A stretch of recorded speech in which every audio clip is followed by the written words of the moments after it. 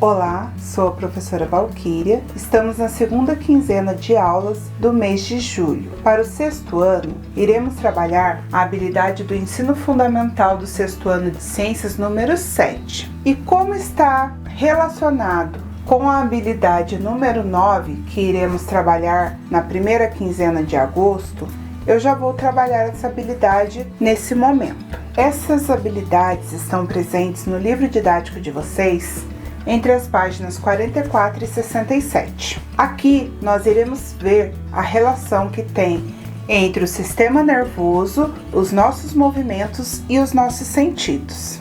Todos os seres vivos têm a capacidade de perceber e interagir com o ambiente, seja ele uma bactéria, uma planta ou um animal. As bactérias, apesar de serem unicelulares, possuem moléculas espalhadas na superfície dela que faz com que elas percebam a luminosidade do ambiente, e isso faz com que elas se aproximem ou fujam daquela luz. As plantas também reagem a determinados estímulos, e essas reações são mediadas por fatores como quantidade de água no interior de suas células e as ações de determinadas substâncias. Os animais vertebrados, que são aqueles que possuem crânio e coluna vertebral como nós, vamos perceber os estímulos através do sistema nervoso. Ele vai ser o encarregado de coordenar as diversas funções do nosso corpo. Eles vão receber informações, interpretar e elaborar as respostas que devemos ter. Em muitas respostas, acontece a ação conjunta com os músculos e os ossos. No modo geral, seja no caso da bactéria, da planta ou dos animais vertebrados, a percepção e a reação dos estímulos ambientais, seja eles externos ou internos, tem a mesma função, ou seja, a função de garantir a sobrevivência do organismo, seja obtendo alimento, proteção ou um parceiro para a reprodução. No nosso caso, nós temos receptores sensoriais que estão localizados em diversas partes do nosso corpo. Esses receptores são formados por células especializadas em captar estímulos e são chamadas de células sensitivas. Em alguns locais, certos receptores se agrupam e formam os órgãos dos sentidos, que são os olhos, o nariz, a boca, a orelha e a pele. A ideia de que temos 5 formas básicas de perceber o mundo, ou seja, 5 sentidos, que é a visão, o olfato, a gustação, a audição e o tato, vem desde o século IV a.C. e foi sugerida pelo filósofo grego Aristóteles. Porém, com o avanço dos estudos, percebemos que nós temos muito mais do que esses 5 órgãos dos sentidos. O sentido do equilíbrio é um deles. Ele fornece informações sobre a posição do corpo e nos ajuda a manter a postura corporal. Atualmente, alguns cientistas sugerem que os nossos sentidos passam de 20 e são bastante complexos. Porém, como ainda há uma discussão entre eles, nós iremos trabalhar apenas os que são tradicionalmente abordados nas matérias de ciências, que é o caso da visão, o olfato, a gustação, a audição, o equilíbrio e o tato. O primeiro órgão que iremos ver são os olhos. Eles são responsáveis pelo sentido da visão. Lá, os receptores captam os estímulos luminosos e permitem distinguir cores, formas e a posição dos objetos. Nosso olho possui o esquema que vocês estão vendo aí ao lado. Nós temos a íris, que é a parte pigmentada, ou seja, a parte que possui a cor dos olhos. Nós temos a córnea, que é a membrana transparente que recobre a íris. Temos a lente, que é responsável pela focalização da imagem. A pupila, que é o orifício pelo qual a luz penetra. O humor aquoso é o líquido que tem a função de nutrir a córnea e a lente do olho. A corióide é a camada intermediária, rica em vasos sanguíneos. O humor vítreo, ou o corpo vítreo, é a substância gelatinosa transparente que tem a função de manter o formato esférico do olho.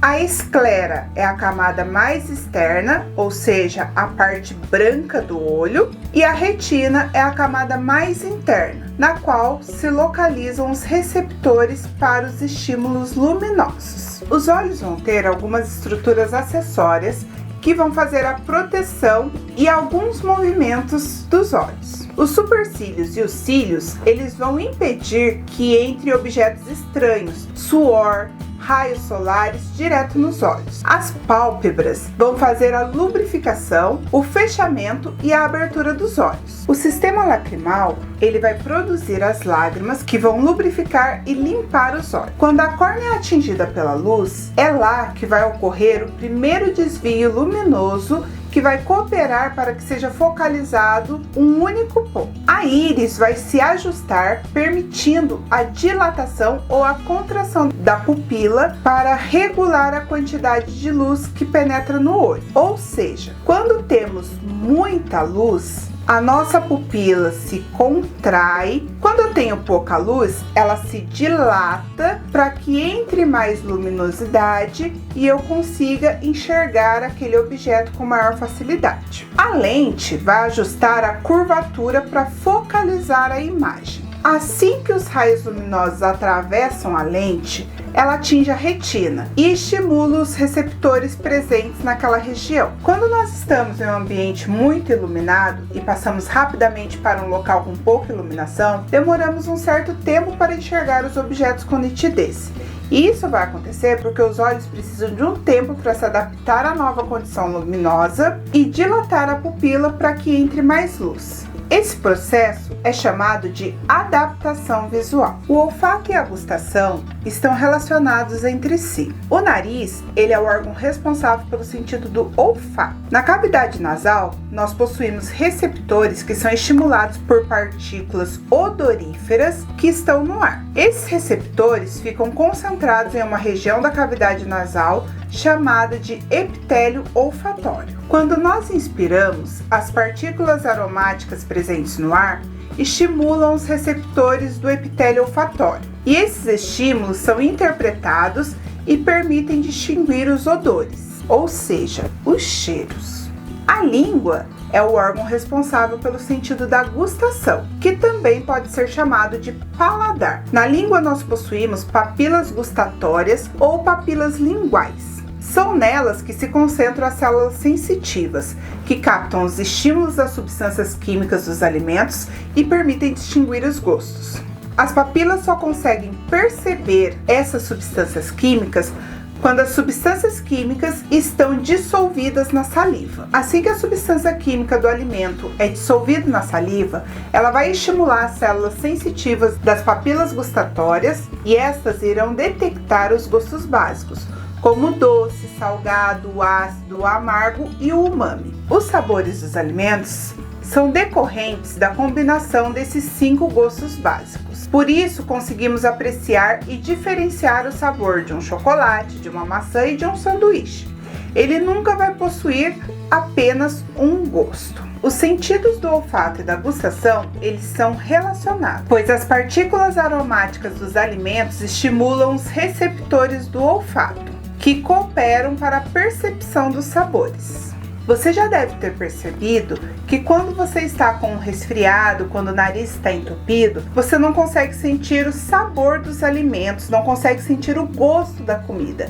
Isso ocorre justamente por essa relação que existe entre olfato e gustação. Quando você não consegue sentir o cheiro do alimento, o olfato não interage com a gustação e você não consegue identificar o sabor daquele alimento. A audição e o equilíbrio também estão relacionados, pois ambos estão presentes na orelha. Na audição, as orelhas captam estímulos de ondas sonoras e no equilíbrio elas promovem a percepção da posição do corpo. A orelha pode ser dividida em 3 partes: orelha externa, orelha média e orelha interna. A orelha externa é formada pelo pavilhão auditivo, o meato acústico externo e a membrana timpânica. A orelha média é formada pelos ossículos, que é composto pelo martelo, a bigorna e o estribo. É formado também pela tuba auditiva, que é o canal que liga a orelha com a parte posterior da garganta.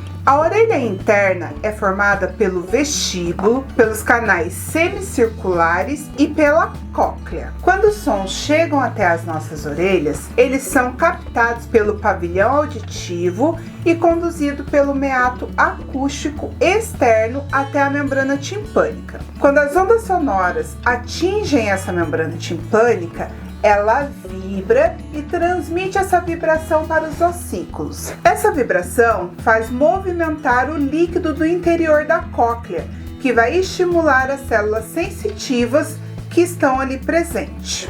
Já o equilíbrio está relacionado com os canais semicirculares e o vestíbulo. Esses canais semicirculares são preenchidos por um líquido e no sistema vestibular tem bolsas que também são preenchidas por esse líquido e por pequenos grãos que são chamados estatocônios. Os cílios que estão presentes nas paredes dessas estruturas detectam o movimento do líquido no seu interior. A relação desse movimento do líquido com o deslocamento dos estatocônios informa a posição do corpo. Assim, podemos ajustar a posição dos braços, pernas e troncos, garantindo o equilíbrio e a postura corporal. O próximo sentido que nós temos é o tato, e a pele é o responsável por ele. A pele é o maior órgão do corpo humano, que recobre todo o nosso organismo, interna e externamente. Na pele, nós possuímos diferentes receptores e cada um deles é especializado em captar um tipo de estímulo, pressão,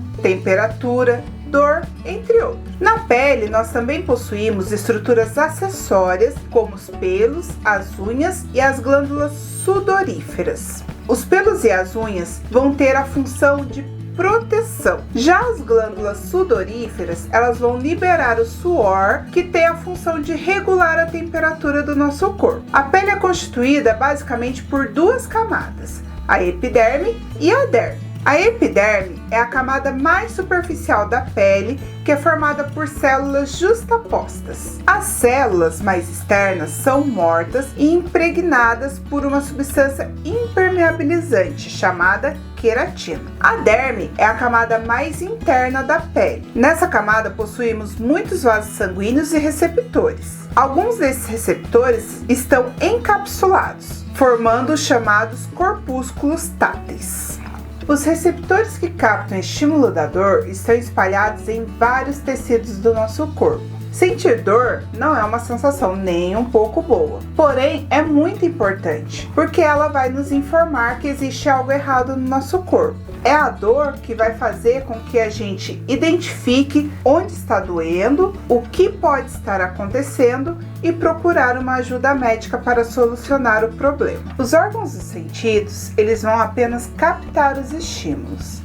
É o sistema nervoso que se encarrega de interpretar as informações e produzir as sensações, como as de visão e as de som. O sistema nervoso é formado por dois tipos principais de células, os neurônios e os gliócitos. Os neurônios são as células capazes de receber os estímulos e enviar as respostas, ou seja, são as células de comunicação do sistema nervoso. Os gliócitos são células que protegem, sustentam e nutrem os neurônios.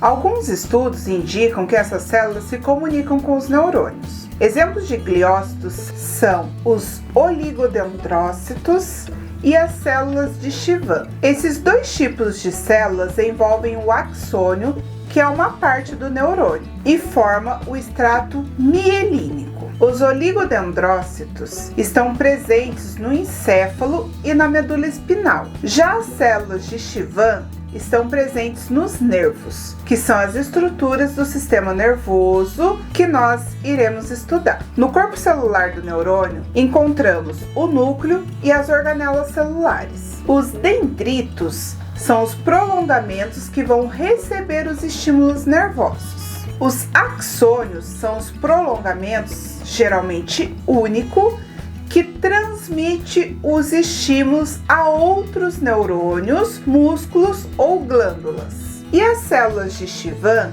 envolvem o axônio, ajudando na transmissão do impulso. O nosso sistema nervoso, ele pode ser dividido em duas partes: o sistema nervoso central e o sistema nervoso periférico. O sistema nervoso central, ele é formado pelo encéfalo e pela medula espinal. O sistema nervoso periférico, ele é formado pelos nervos e por gânglios nervosos. Lembrando que os nervos são os nervos cranianos ou espinais. O sistema nervoso central, ele é responsável por controlar as atividades do nosso corpo, seja atividades voluntárias, que são aquelas que nós fazemos por nossa vontade, ou as involuntárias, que não dependem da nossa vontade. Como eu já falei, ele é composto pelo encéfalo e pela medula espinal, que são as estruturas protegidas pelos ossos. O encéfalo, ele é protegido pelo crânio e a medula espinal pelas vértebras, ou seja, ele é protegido pela nossa cabeça e pela coluna vertebral. O encéfalo, ele vai preencher totalmente a caixa craniana e ele é formado por cérebro, tronco encefálico e cerebelo. O cérebro é encarregado de receber as informações, analisá-las e elaborar uma resposta, organizando as ações voluntárias. Ele também é encarregado pelas memórias e as emoções. O tronco encefálico é localizado na base do cérebro e tem a função de coordenar as funções involuntárias do corpo, ou seja, aquelas que nós não precisamos lembrar de fazer, como é o caso dos batimentos cardíacos e dos movimentos respiratórios. O cerebelo, ele é localizado abaixo do cérebro. Ele coordena os movimentos e informa sobre a postura corporal, ajudando na manutenção do equilíbrio do nosso corpo. A medula espinal é um cordão que fica no interior das vértebras. Ela é responsável por levar os estímulos de diversas partes do corpo até o encéfalo e de transmitir as respostas elaboradas no encéfalo até os órgãos adequados. Ou seja, ela vai ser responsável por intermediar as comunicações entre o encéfalo e o corpo. O sistema nervoso periférico, ele já fica nas periferias do nosso corpo. O sistema nervoso central fica no meio. O periférico fica nas extremidades. Ele é encarregado de levar as informações captadas pelos receptores sensoriais até o sistema nervoso central e depois trazer as respostas do sistema nervoso central para os órgãos adequados. O sistema nervoso periférico, como eu já disse anteriormente, é formado por nervos e gânglios nervosos. Os nervos são agrupamentos de fibras nervosas, que são associações de prolongamentos dos neurônios. Nós possuímos nervos que partem do encéfalo, que são os nervos cranianos, e nervos que vão partir da medula espinal, que são os nervos espinais. Esses nervos se ramificam e chegam em todas as partes do nosso corpo. Os gânglios nervosos são agrupamentos de corpos celulares dos neurônios. O sistema nervoso periférico, ele pode ser dividido em sistema nervoso periférico somático e sistema nervoso periférico autônomo. O sistema nervoso periférico somático, ele é responsável pelas ações voluntárias do nosso corpo. E o sistema nervoso periférico autônomo vai ser responsável pelas ações automáticas e involuntárias do nosso corpo, que são ações necessárias para a sobrevivência e a manutenção do equilíbrio do nosso corpo. Além dessa divisão, o sistema nervoso periférico autônomo também pode ser dividido em dois, formando assim o sistema nervoso periférico autônomo simpático e o sistema nervoso periférico autônomo parasimpático. Suas funções são antagônicas, porém complementares. O sistema nervoso periférico autônomo simpático, ele vai preparar o organismo para uma situação de ação, de emergência, quando eu preciso responder rápido. O sistema nervoso periférico autônomo parasimpático, ele vai preparar o corpo para situações de relaxamento, quando o perigo já passou. Quando nós estamos em uma situação de perigo, os nervos do sistema nervoso periférico autônomo simpático vão estimular o coração e as outras regiões do organismo, preparando o corpo para ação, para eu sair daquele perigo. Quando passa o perigo, é o sistema nervoso periférico autônomo parasimpático que faz o corpo ir voltando ao normal e relaxando. Todos os nossos órgãos vão receber nervos tanto do sistema nervoso periférico autônomo simpático como do sistema nervoso periférico autônomo parasimpático, um para promover ação e o outro para promover relaxamento. Como vocês estão vendo na imagem ao lado, o sistema nervoso periférico autônomo simpático, que é aquele que promove a ação, ele é responsável pela dilatação da pupila, pela inibição da salivação, pelo relaxamento dos brônquios, pela aceleração do coração, pela inibição do estômago e dos intestinos. Ele inibe também a atividade do pâncreas e da vesícula biliar. Ele estimula a secreção de adrenalina e de noradrenalina. Ele relaxa a bexiga urinária e ele promove a ejaculação e as contrações genitais. Já o sistema nervoso periférico autônomo parasimpático, que é aquele que promove o relaxamento, ele vai ser responsável pela contração da pupila, pela estimulação da salivação, pela desaceleração do coração, pela contração dos brônquios. Ele também vai estimular o estômago e os intestinos, ele vai estimular a vesícula biliar e o pâncreas, vai contrair a bexiga urinária e vai estimular a ereção dos órgãos genitais. Para entender melhor como funciona o sistema nervoso, precisamos saber como ocorre a comunicação entre os neurônios. Quando o neurônio é estimulado, acontecem mudanças de cargas elétricas em sua membrana plasmática, que se propagam rapidamente pelos dendritos, o corpo celular e o axônio, sempre nesse sentido, formando o que chamamos de impulso nervoso. Quando o impulso nervoso chega na extremidade do axônio, são liberadas substâncias químicas que vão atingir o próximo neurônio. Essas substâncias são chamadas de neurotransmissores e provocam mudanças elétricas na membrana plasmática do outro neurônio, fazendo assim com que o impulso nervoso continue na célula seguinte. Quando isso ocorre, o impulso nervoso passa de um neurônio para o outro rapidamente, em questões de milésimos de segundos. O ponto final de um impulso nervoso pode ser um neurônio, os músculos ou as glândulas. Os neurônios não ficam conectados fisicamente um com o outro. A conexão se dá pelos neurotransmissores e a região de conexão entre os dois neurônios é chamada de sinapse. Alguns estudos científicos indicam que doenças como depressão e ansiedade que afetam o sistema nervoso são decorrentes de alterações na quantidade de neurotransmissores. O consumo de drogas, como bebidas alcoólicas, cocaína, tabaco, a maconha, também pode afetar o funcionamento do sistema nervoso, pois ao consumir essas drogas, ocorre a alteração da passagem do impulso nervoso. O cérebro é responsável por elaborar as respostas voluntárias. Já a medula espinal vai elaborar as ações que são involuntárias. Ou seja, quando tocamos um instrumento musical, que é uma ação voluntária, ela vai ser elaborada pelo cérebro. Já quando retiramos a mão de uma panela quente, que é uma ação involuntária, essa resposta vai ser elaborada pela medula espinal. As ações involuntárias, que são mediadas pela medula espinal, são chamadas de atos reflexos. E essas ações visam assegurar a integridade do nosso organismo. Nelas, o caminho do impulso nervoso é mais curto do que nas ações mediadas pelo cérebro. Assim, a resposta é bem mais rápida, e esse caminho é chamado de arco reflexo. No arco reflexo, geralmente estão envolvidos um neurônio sensitivo, um neurônio associativo e um neurônio motor. Os neurônios sensitivos são aqueles que vão captar o estímulo e levar até o cérebro. Os neurônios motores são aqueles que levam a informação até o órgão que efetuará a ação. E o neurônio associativo é aquele que vai ligar o neurônio sensitivo com o neurônio motor, para que a pessoa consiga realizar a ação. Quando falamos de sistema nervoso e relacionamos com drogas, muitas vezes ao falar sobre drogas as pessoas pensam em algo que faz mal à saúde. Porém, nem sempre é assim.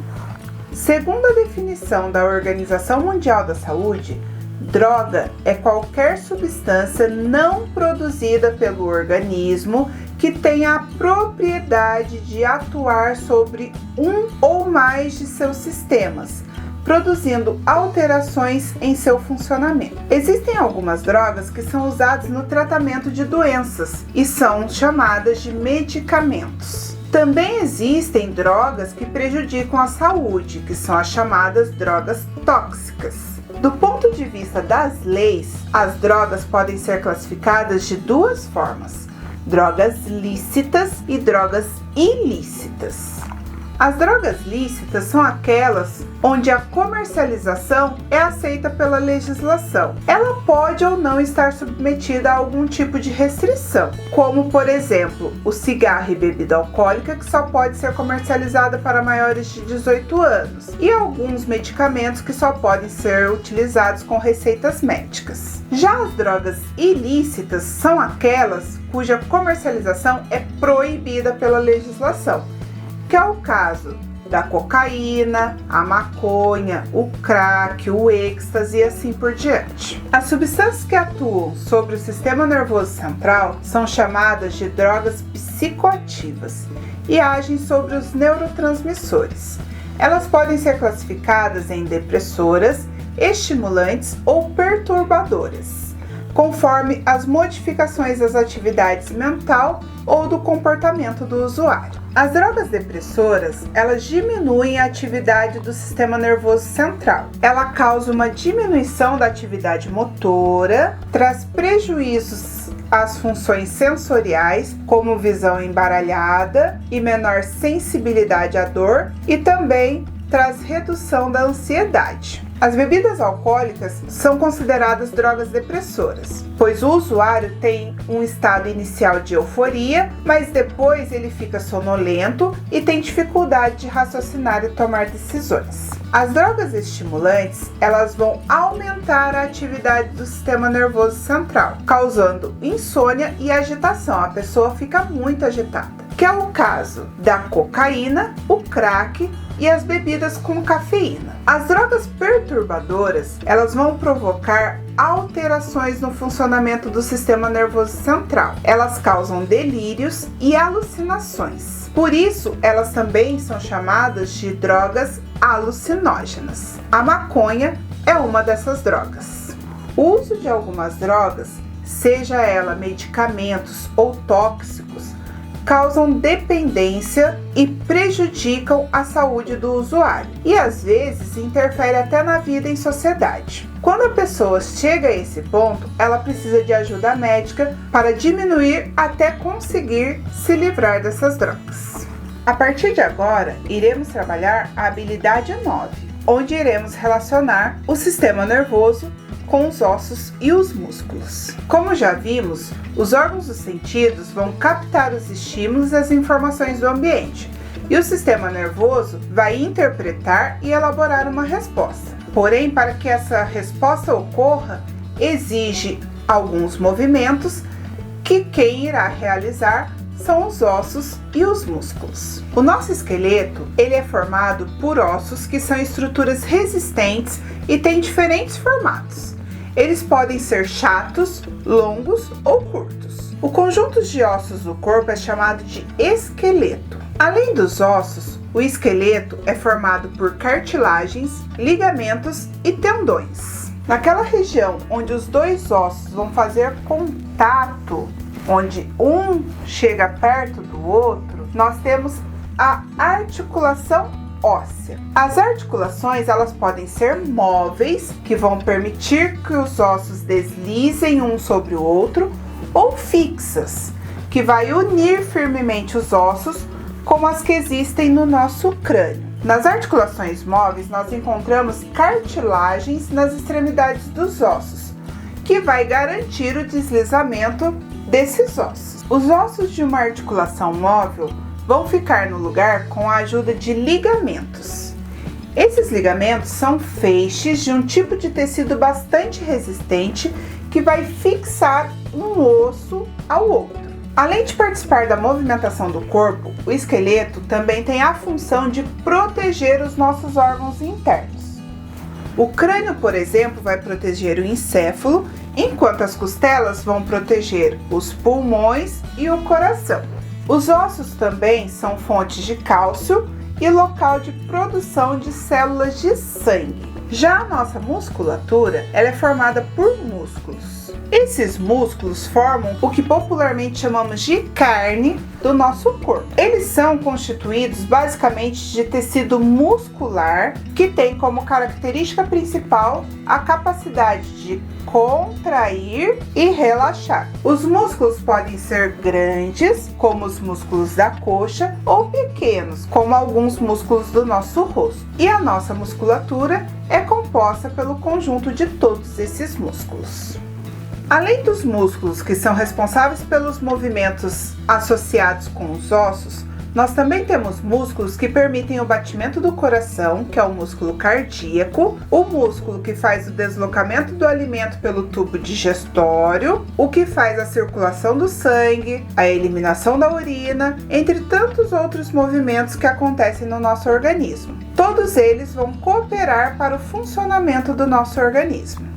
Muitos movimentos do nosso corpo são realizados pela ação conjunta entre ossos e músculos. E eles só acontecem porque os músculos estão conectados a neurônios que, ao liberarem neurotransmissores, provocam a ação muscular. Os músculos vão se prender aos ossos por tendões, que são cordões fibrosos formados por um tipo de tecido bastante resistente. Quando o músculo é estimulado pelos impulsos nervosos que são enviados pelo sistema nervoso, ele contrai ou relaxa, movendo junto ao osso ao qual está ligado. Os músculos que se ligam aos ossos geralmente vão trabalhar em duplas e com movimentos antagônicos. Enquanto um músculo se contrai e produz movimento em um sentido, a contração do outro produz movimento no sentido contrário. Por exemplo, quando queremos dobrar o braço, o nosso cérebro envia o sinal ao músculo que vai contrair, encurtando e puxando o osso ao qual está unido. Nesses movimentos, o músculo do tríceps e bíceps trabalham juntos para permitir o movimento do antebraço, enquanto um contrai, o outro relaxa. Para a coordenação do corpo, o sistema nervoso também conta com a ajuda do sistema endócrino, que é formado por glândulas endócrinas e que produzem os hormônios. Os hormônios são substâncias químicas que, quando liberadas na corrente sanguínea, vão regular o funcionamento das células. Embora atinjam praticamente todas as células do corpo, os hormônios atuam somente em algumas delas, as chamadas células-alvo. Os hormônios regulam, por exemplo, o crescimento do corpo, o desenvolvimento dos órgãos sexuais, a quantidade de glicose, que é o açúcar no sangue, entre muitas outras atividades. Muitas glândulas endócrinas estão sob o controle do sistema nervoso e a produção de vários hormônios é controlada por um mecanismo chamado de feedback negativo ou retroalimentação negativa.